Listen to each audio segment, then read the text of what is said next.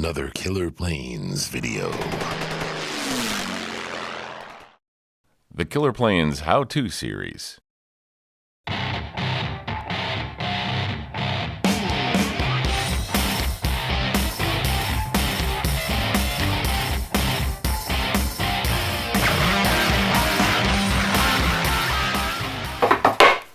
Drum roll, please. Hi, Steve from Killer Planes, here with another installation of crap you thought you had down until you saw this video. And today, we're going to show you how to drill holes, really long holes into the wings of your aircraft so that you can crash-proof those suckers. One of the real hallmarks of doing this is to get large-scale, not solid, we use tubes, but you want heavy-duty tubes to go down the length of your wing if at all possible. The way to do that is to drill that sucker parallel with the top of the wing, starting at the tip. So, the further you get in here, the further away you get from servos and wires and stuff like that. The big important thing is knowing that you're actually parallel with the surface that this thing is sitting on. So, what you have is your wing. Your wing is top down on the surface that it's sitting on. If it's a type of wing that has lumps and stuff over here, you need to make it so that that overhangs the end. And what you want is for this here wing surface to be flat on this flat table. So in this case, this wing happens to work. This is an FW190 wing, and it's configured so that I don't even need to do the next step, which is to stick wedges under your wing so it doesn't rock around. So you want to make sure that your flat surface is flat under one part of the wing, which is the thickest part, which is going to be the part that touches, right? It's because it's the part that's sticking out the furthest. And this is good. So you want to drill your hole down that part that's sitting on the table. It's the thickest part of the wing, blah, blah, blah. So assuming that you're not going to run into some other stuff, so you check it out on the other end.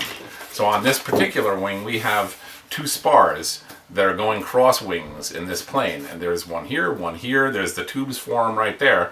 Here's the beauty of these. You can tell from this angle that this plane is flat this way, this wing is heavily dihedral, which means that these spars go straight in and they stay away from the top of the wing. As they go further in, they get closer to the bottom. So you don't have to worry about those or hardly anything else. If you're like a quarter of an inch in from the top of this wing with your rod, and here's the way to do that. Enough talking, right? Let's get down to it. So, the first thing you do is you take a rod. This is your guide rod. We're using a 6mm tube, and every rod that you're going to get your hands on is going to be curved in some way or other. And the way to find out where the curve is to simply lay your rod down on the table on one end and put a flat thing underneath the other end and let go. Right? And what's going to happen is the rod's going to rock back and forth, and it's going to end up belly down so that your bent part is facing down like this. That's what it does naturally. So after you rock that sucker like that, you grab it vertically, twist it sideways. Now, this is your up side that you want to tape down onto your surface. And what you're going to look at when you see this from the side is a straight line of your rod. It's only curved a tiny bit, but I don't even like the tiny little bit of curve. I want to have, relatively speaking, a perfectly straight rod to use as a guide, because we're going to use this as kind of a gun sight, right? So what you need to do is to line up your drill bit visually with this rod. So if you are drilling from the end of this wing with a drill bit, right, and you can look at it from the side and see if the rod is up or down from where this rod is.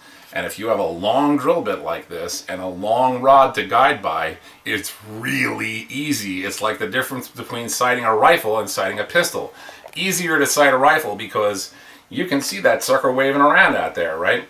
It's the same thing with a long drill bit. If you have a long length of something to guide against something else, you can see when it's up or down. It's a lot plainer than when it's short.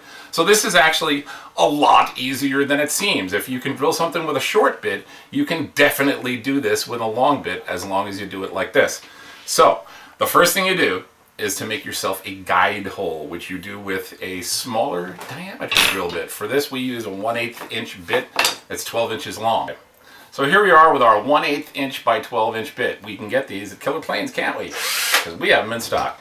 And this is a 3/16 by 24 inch bit that I'm going to follow it with. So I'm going to drill a pilot hole with this to give me the direction. Then you put the thicker bit in, and it follows your pilot hole pretty handily. You can get away from it, but not you. You're going to do a good job, right? You're going to hold that sucker in there. You're going to get it nice and straight and go follow that hole right away. Okay, so here's the thing. The second part of this is the gun sight. And I don't know if you can see this. This is a 1.5 millimeter standard issue semi-automatic. No, this is a carbon fiber rod. Okay, it's a 1.5 millimeter, and I sharpened it at one end so it's kind of like a needle, and you can stick it into your foam and use it as a sight. If you have a sight like this to look at while you're drilling, you can barely ever miss. You practice doing this a couple of times on some blocks of foam, you'll be able to stick one of these in, and after doing this maybe 5 times, you'll be able to hit the rod with your drill bit after a few minutes of practice doing this. It's easy to do. If you've already used a gun sight, you'll be able to target on this thing. Very easy. So I'm going to find the place that I want to end up with my drill bit down this end, and I'm going to pick it by using logic. So I want to avoid things if at all possible. In this particular plane it doesn't matter so much because my rod is going to come out up here and this stuff is down here.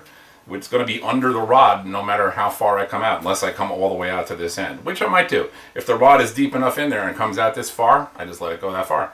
So, but the real thing that we want to do is we want to get down at least to here in the wing, starting from the tip. So I'm going to try to aim for right behind this here thing. So I will stick my sight right there in the bottom of the wing.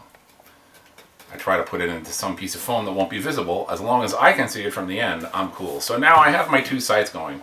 This bar here is the sight that I'm going to look down and view my drill bit against to make sure that it's straight. And this rod right here is my little gun sight that I'm going to aim my drill bit at like this. So let's do it, and you can see what it looks like on camera. One more thing I forgot to tell you. We're not just being random about this thing. There are servos in here and stuff that we're passing under. Servos, wires. Here's the thing about wires. Generally speaking, they're always in the top, or should I say bottom, 1/4 inch of the foam. So that's as far as they go in that way, unless they're doing something specific like going down to a motor. The other thing is servos. They're flush mounted pretty much all the time, and they're pretty much all the same thickness. They're this thick. So you just need to check how thick the wing is where you're going to be, where your servo is, right? So here's my little homemade calipers, and here's how thick the wing is, and here's how thick a servo is compared to the thickness of the wing. And as you can see, there's an inch of space underneath this servo. So if I drill parallel with the top of the wing down here at this level under the servo, I'm going to completely miss the servo and anything else that's in line with the stuff that's mounted in the bottom of the wing. This is the whole beauty of this. You just need to have thick enough wings to do it. If you got a skinny little wing that's just a little thicker than your servo, you're going to be drilling right through your servos, aren't you? So let's put this wing up here and let's show you what this is like. Okay, so as you can see here, the pointed end of this wing right here, the pointed end meaning the thickness, is about a 1/2 inch off the tabletop. So if I remain parallel with this rod, which is straight and flat and taped on the tabletop, I'm going to remain a 1/2 inch off the tabletop going all the way down. This is as easy as it looks. So I'm going to start my drill bit by holding the drill bit between my fingers and just starting it in like a 1/4 inch. Okay, so now it's into the foam and it's right in this edge, right in the tip. So now I need to make sure that I'm pointed at my gun sight down at the other end. And then the next thing I need to do is make sure that I am parallel with this other rod. See the way it's going up and down here? I want to end up not going up and down. I want to be parallel. And if I'm parallel and I'm started here, I'm going to remain this distance, like I said, all the way down the wing. So let's see if we can do it.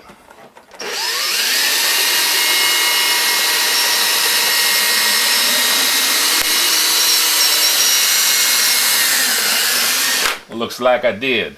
Okay, so now I started my pilot hole with an 1/8 inch thick bit, and we switch to the 3/16 bit that's 2 feet long. This bit's gonna go all the way down the wing practically.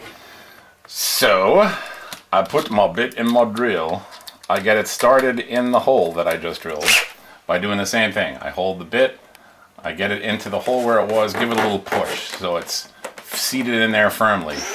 Then twist it in there a little bit. Okay, now I'm in the hole. So I do the same thing again. I eyeball down the drill and make sure that I'm pointed at my gun sight, right? And then I look at it from the side, and I stay parallel with that rod and drill with wild abandon.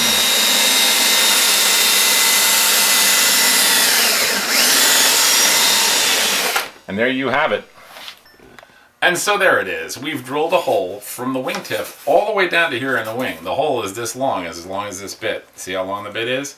So the hole goes all the way to here, which means I'm going to have a solid 5mm rod running down the length of this wing all the way out to the tip, which means you have complete protection. They don't do this in the wings at the factory. This is where the rod's going to go. It's going to go in the end of this wing, and it's going to go all the way into the middle. This is a really long rod, so it's going to get cut. And you'll see that there's several different places they put rods in here. They put rods where they have to in order to keep the wing from breaking, doing normal stuff like landing the plane. So these rods, if you put a 5mm rod in here, it will keep your wing from breaking if you should happen to catch a wingtip on something. Normally that would just snap your wing in half. It's not going to happen anymore. Now listen up, class. Class, here's the last part of the lesson. If you have one or two pals that can help you do this, you'll get it straight perfect just about every time. So you would have one person looking from the side, and it would sound kind of like this. You have to go up. Stop there. Down a teeny. There. Okay, so that's parallel. Yep. And I could just drill straight in, and if I stray off, you can tell me. You've got to move up. There. Right? That's how it works. And another person looking from behind you, and it would sound kind of like this. Okay. Okay, go right. There. Nope, left a teeny. Right there. You're straight on. There you go. And if I drift off, go back to the left. Straight. You're there. So they'd be telling you what to do. You'll get a perfect shot in your wing or whatever else you're drilling into. Go get some drill bits today at killerplanes.com. And you'll be able to do this in the comfort of your own home with your own drill and your own wings. Steve from Killer Planes, see you on the flight line.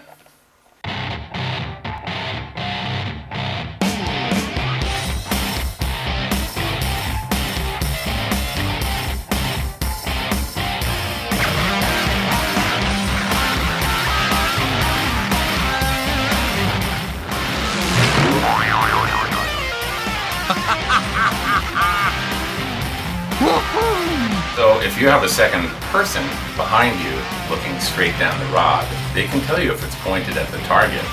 Get your mind out of the gutter!